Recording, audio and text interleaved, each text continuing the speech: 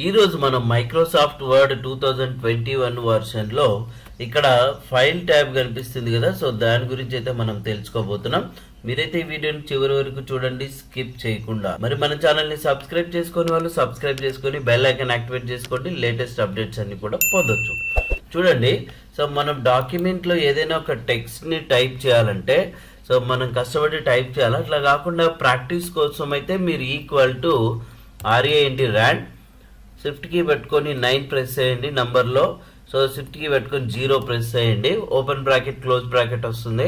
So ఇక్కడ మనం practice కోసం అయితే కొంత టెక్స్ట్ వస్తుంది. ఇది యూజ్ చేసి మీరు ఏదైనా వర్క్ చేసుకోవచ్చు అనమాట.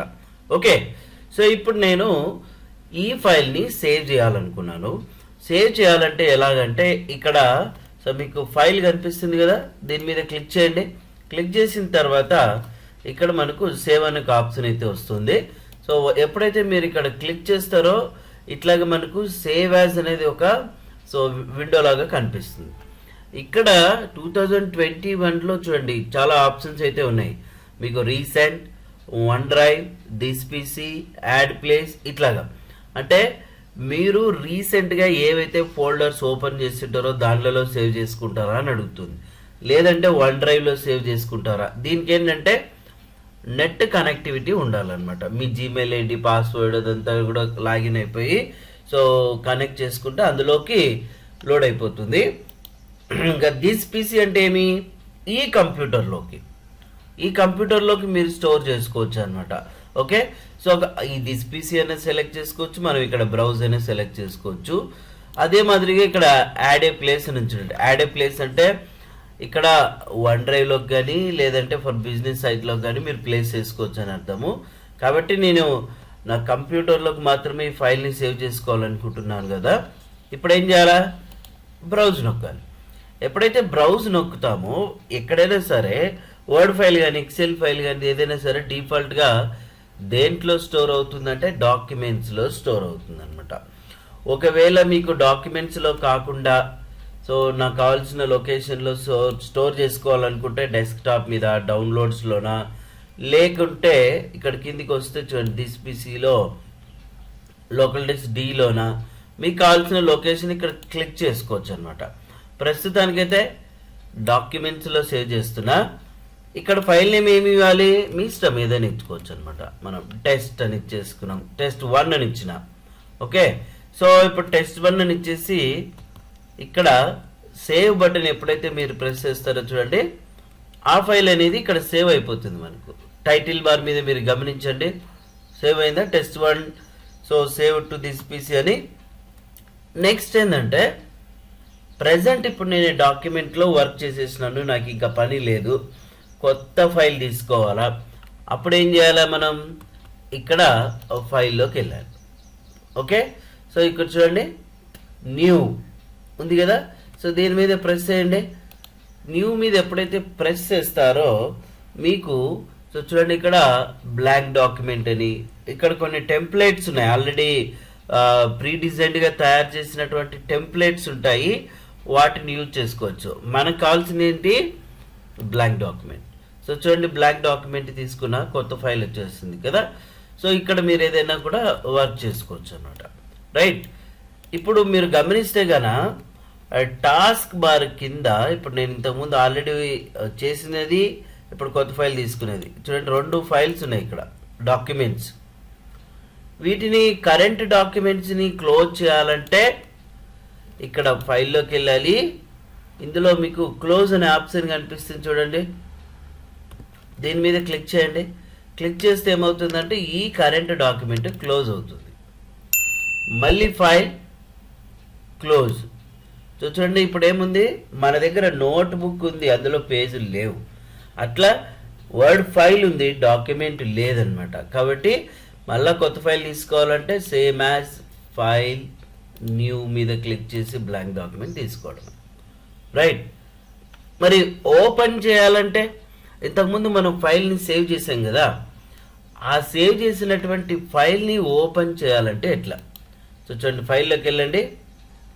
ఇక్కడ ఓపెన్ బటన్ మీద ప్రెస్ చేస్తే రీసెంట్గా ఆల్రెడీ ఓపెన్ చేసినట్టు ఇక్కడ కనపడతాయి. సేమ్ యాజ్ మీరు ఓపెన్ చేయాలనుకున్న ఫైల్ ఎక్కడుంది, వన్ డ్రైవ్లో ఉందా, యాడ్ ప్లేస్లో ఉందా, దిస్ పీసీలో ఉందా. సో నేను ఇప్పుడు బ్రౌజ్ మీద క్లిక్ చేస్తున్నా. ఇందులో చూడండి మనం ఎక్కడ సేవ్ చేసింది ఇంతకుముందు ఫైల్, డాక్యుమెంట్స్లో కదా. సో ఇక్కడ చూడండి డాక్యుమెంట్స్లో నేను ఇక్కడ వర్టికల్ స్క్రాల్ బార్ యూజ్ చేసి చూస్తున్నా, test1 అని ఉందా, దీన్ని సెలెక్ట్ చేసి ఓపెన్ బటన్ని ప్రెస్ చేస్తున్నా. వచ్చిందా, రైట్. ఇప్పుడు దీనికి కొంచెం సెలెక్ట్ చేసి ఫాంట్ కలరు, తర్వాత బోల్డ్, ఇక ఫాంట్ టైప్స్ ఇవన్నీ మార్చేసి సేవ్ చేస్తున్నాను నేను.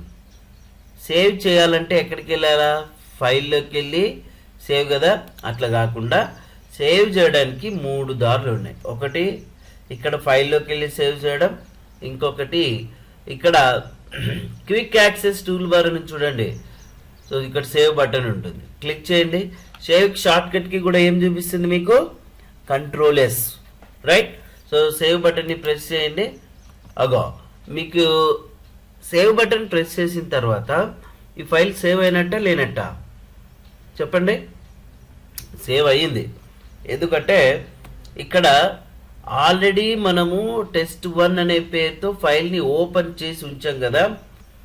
అందులోనే మనం ఏం చేస్తున్నామంటే సేవ్ చేసినప్పుడు ఇక్కడ ఏదైతే చేంజ్ అయిందో అది ఆ పేరుతో అప్డేట్ అవుతుందన్నమాట. కాబట్టి ప్రత్యేకంగా మళ్ళీ ఫైల్ నేమ్ అయితే అడగదు.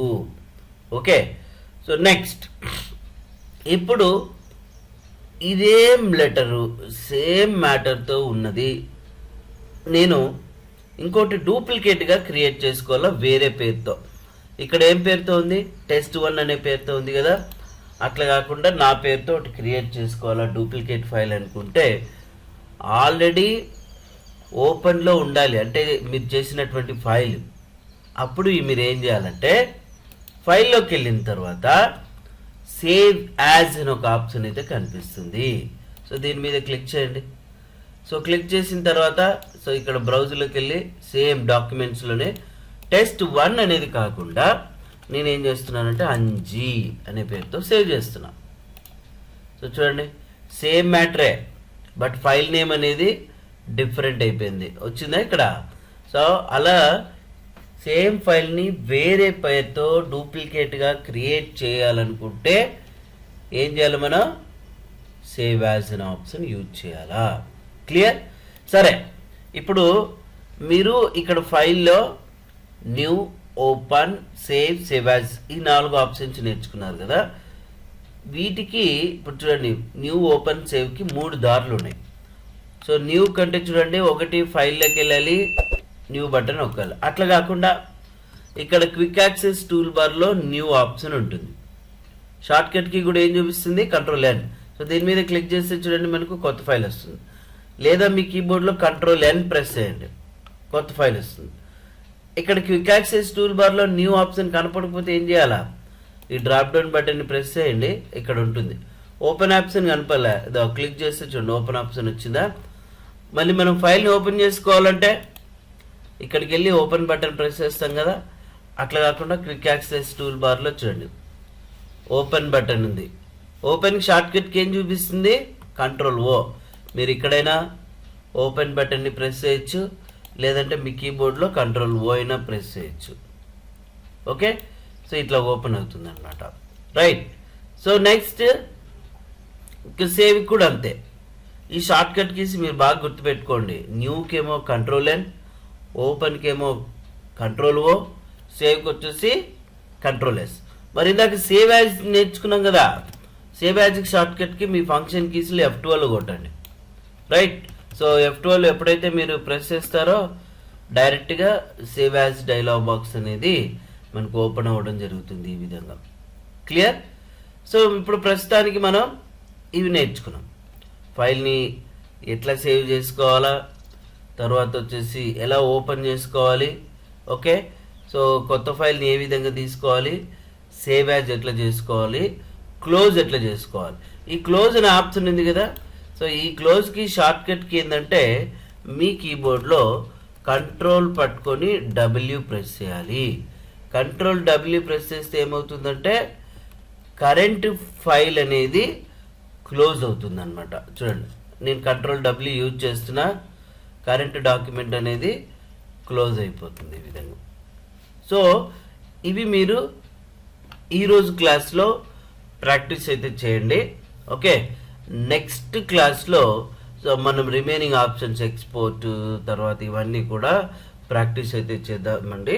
రైట్, సో ఫస్ట్ అయితే వీటిని ఒకసారి 1-2-3 సార్లు బాగా ప్రాక్టీస్ చేసుకోండి. ఇప్పుడైతే అందరికీ తెలుసు సేవ్ ఎట్లా చేయాలా, క్లోజ్ ఎట్లా చేయాలా, ఓపెన్ ఎట్లా చేయాలనేది.